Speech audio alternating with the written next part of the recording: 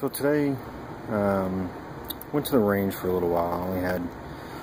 Only had a little bit of rounds left. Thought maybe I'd buy some when I got to the range, and they did have some, but they didn't really have any range ammo. It was all, you know, personal defense ammo. That was $1 million a box of 12. But what made today kind of unique, not kind of unique, absolutely unique, is that today was the first day my wife has ever fired a gun. And she shot a .45 ACP. So good on her for finally making the jump. It's extra significant for her because she's 100% German and grew up never dealing with weapons around the house at all, and kind of grew up anti-guns. And over the course of our marriage, I've slowly, somewhat unintentionally, brought her around to my way of thinking, and today she fired a gun for the first time. Now, I taught her everything I know about firearm safety and, you know, some basic fundamentals of how to fire a weapon. And I believe that this target kind of speaks for itself. I will say that 3 of these rounds are me. This one was mine. I had 1 here in this pile, and then I had my, I think I threw that one. It was either that one or this one I threw. And then she came and fired the rest of them. Now, the reason I'm pulling so far back is so that I can show that one there and just talk about it real quick for a minute. With the instructions that I gave her, and I'm a big believer in you do what feels right for you. In the military, we teach a very specific way, and everybody thinks that that's the only way, but the reason the military teach that way is because they have to accommodate every possible shooter and every type of shooter out there, from somebody who's been shooting their whole lives to somebody who's only shot, well, possibly never.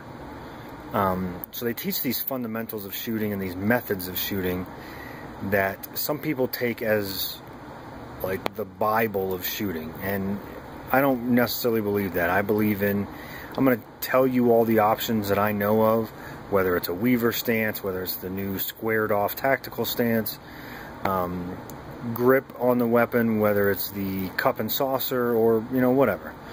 I give you all the options, and then you use what feels best for you that's still safe.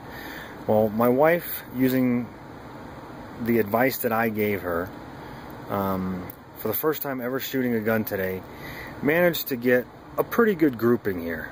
You can see this is, well, like, I'm pretty sure that's the one that I threw. But, you know, she did this here. You know, there's like 3 in this hole, there's 2 over here, and then these over here. Now, like what always happens at a range, somebody comes by, sees somebody doing something, and has to add their 2 cents. And, you know, I don't fault people for that because, again, maybe they're just trying to help. But my wife's grip on the weapon was kind of a modified cup and saucer grip. She had a couple of fingers pulled up in front instead of just creating that little plate underneath. But a guy came by and told her, hey, you know, you shouldn't do it like that. You should change your grip on the weapon. And I'd like to point out that the one shot that she threw, being that one right there, is the one she did after taking that guy's advice. So I don't know, but it's starting to look like I know what the hell I'm talking about.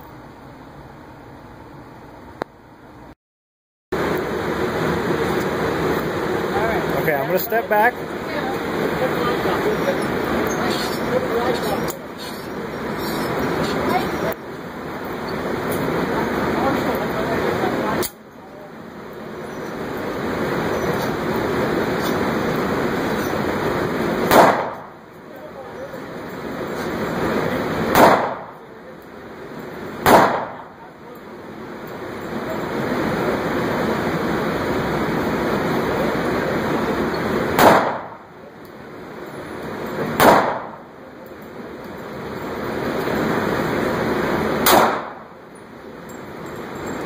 Okay, Very magazine. Good. That's excellent. That's that? excellent. Okay. Can I pull it in? Yeah, pull it in.